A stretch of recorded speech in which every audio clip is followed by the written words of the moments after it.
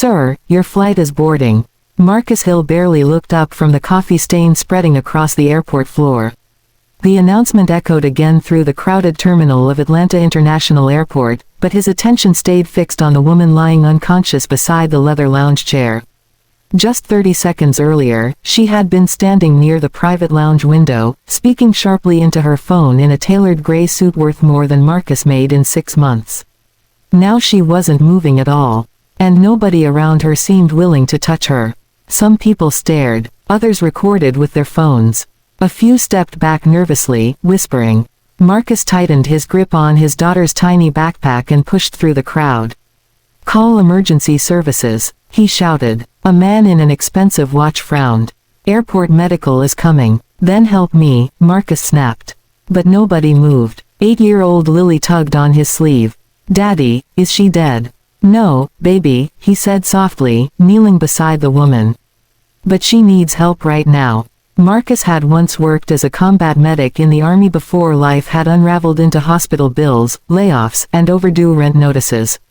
Instinct took over immediately. He checked her pulse. Weak. Too weak. The woman's lips had a faint blue tint. He loosened the scarf around her neck and noticed the small medical bracelet hidden beneath her sleeve.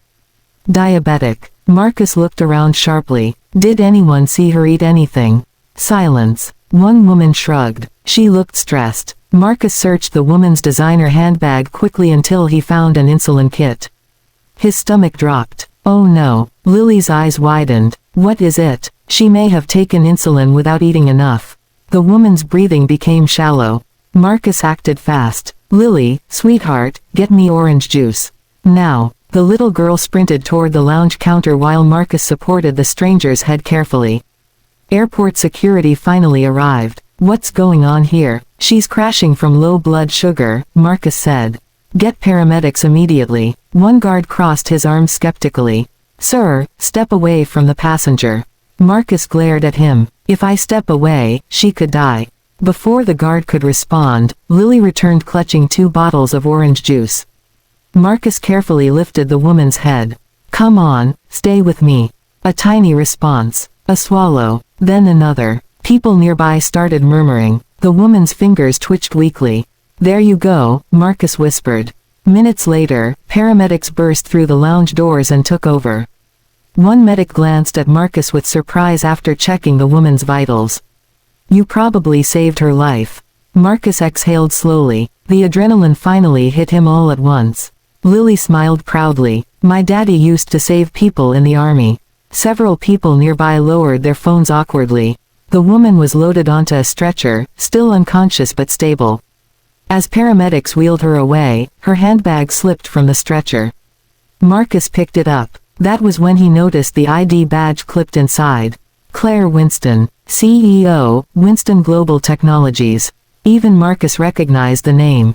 Billion-dollar company, magazine covers, Forbes interviews, one of the most powerful businesswomen in America. And 20 minutes ago, strangers had stood around filming her while she nearly died. "Daddy," Lily whispered, "is she famous?" "Looks like it. Will she be okay?" Marcus looked toward the ambulance doors. "I hope so." Then he checked the time. His shoulders sank. He and Lily had just missed their flight. Again. 3 hours later, Marcus sat in the airport customer service area trying not to panic. The next flight to Denver was delayed until morning. He rubbed his tired face while Lily slept across 2 chairs beside him. "Sir." Marcus looked up. A woman in a navy suit approached cautiously. "Mr. Hill." "Yes. My name is Angela Torres. I work for Ms. Winston." Marcus straightened immediately. "How is she?" Angela smiled faintly. "She's awake. And asking for you." The private hospital room overlooked the city skyline. Marcus felt painfully out of place walking past polished marble floors in worn sneakers and a faded jacket. Lily held his hand tightly. Claire Winston sat upright in bed, pale but alert. Without makeup and corporate armor, she looked strangely human now. Her sharp eyes landed on Marcus immediately. "You stayed." Marcus shrugged awkwardly. "Just wanted to make sure you were okay." Claire studied him for several seconds. Then she looked at Lily. "And this must be the fastest orange juice delivery girl in America." Lily giggled shyly. Claire smiled for the first time. It transformed her entire face.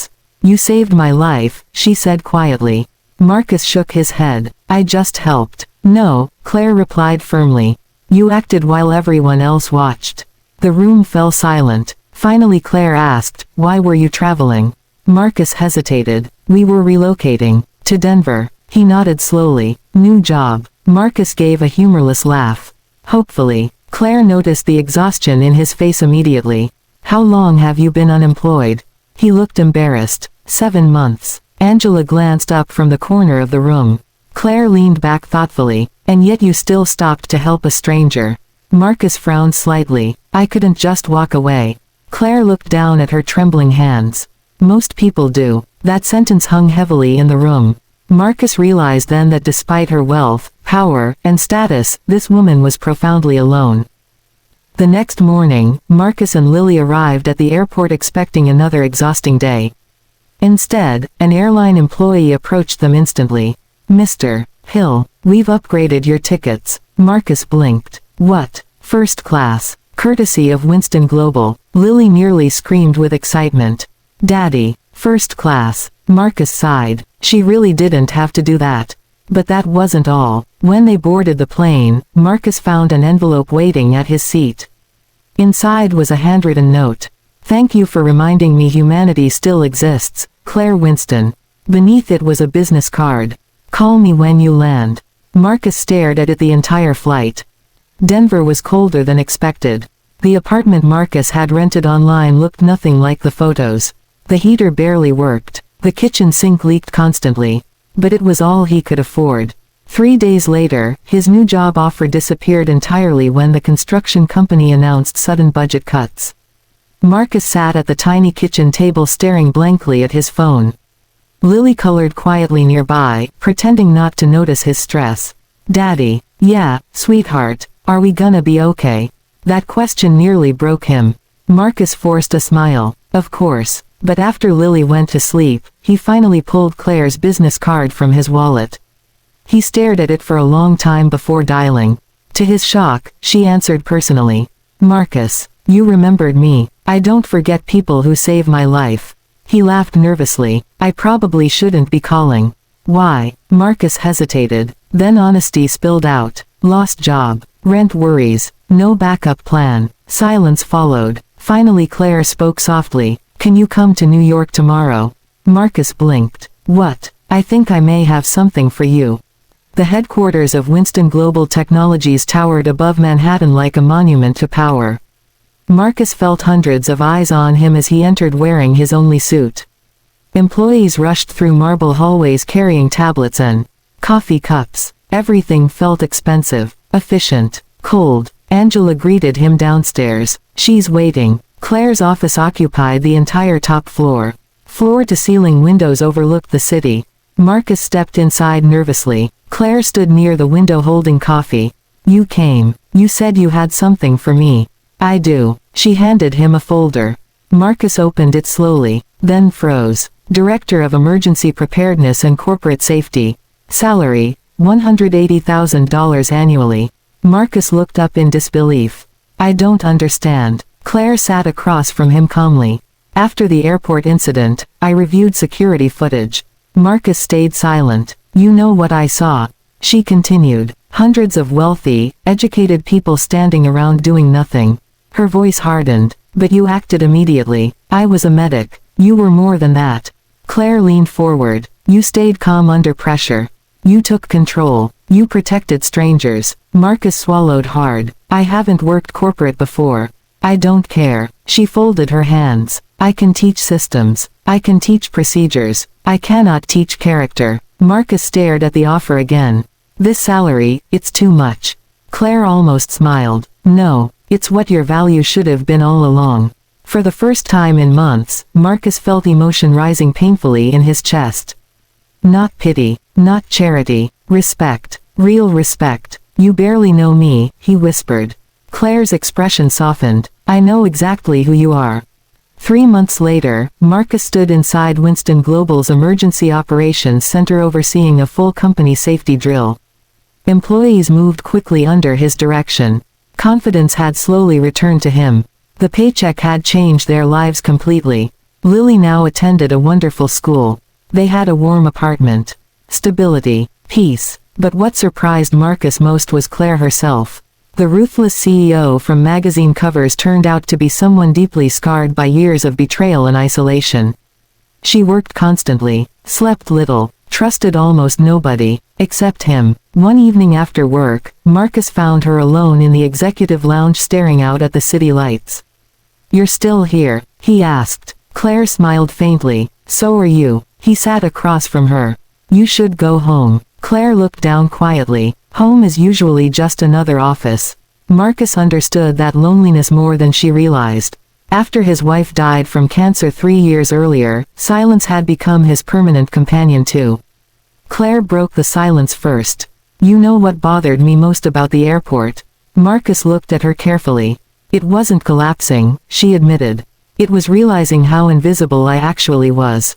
He frowned slightly. "You're one of the most recognizable CEOs in the country." She shook her head slowly. "No, people recognize my money, my position, my usefulness." Her eyes met his. "You were the first person in years who looked at me like a human being." Marcus didn't know what to say to that. So he answered honestly, "You looked scared." Claire's eyes glistened unexpectedly. For a moment, neither spoke. Then Lily's voice suddenly echoed through the hallway. "Daddy." She ran into the lounge carrying a drawing from school. Claire quickly wiped her eyes before Lily noticed. "What do you think?" Lily asked proudly, holding up the picture. Marcus smiled. It showed 3 people standing together at an airport. Him, Lily, and Claire. Above them, written in crooked crayons, were the words, "Heroes help people." Claire stared at the drawing silently. Then something inside her seemed to crack. Not weakness. Relief. She knelt beside Lily carefully. "Can I keep this?" Lily grinned. "Really?" Claire nodded. "It might be the most important thing anyone's ever given me." Marcus watched quietly as the powerful CEO hugged his daughter gently, and in that moment, he realized something extraordinary. The woman everyone feared in boardrooms, the billionaire surrounded by private jets, assistants, and headlines, hadn't needed saving because she collapsed at the airport. She needed saving because somewhere along the way, the world had convinced her she had to face everything alone. And somehow, in the middle of a crowded airport lounge full of strangers, a struggling single father and his little girl had reminded her otherwise.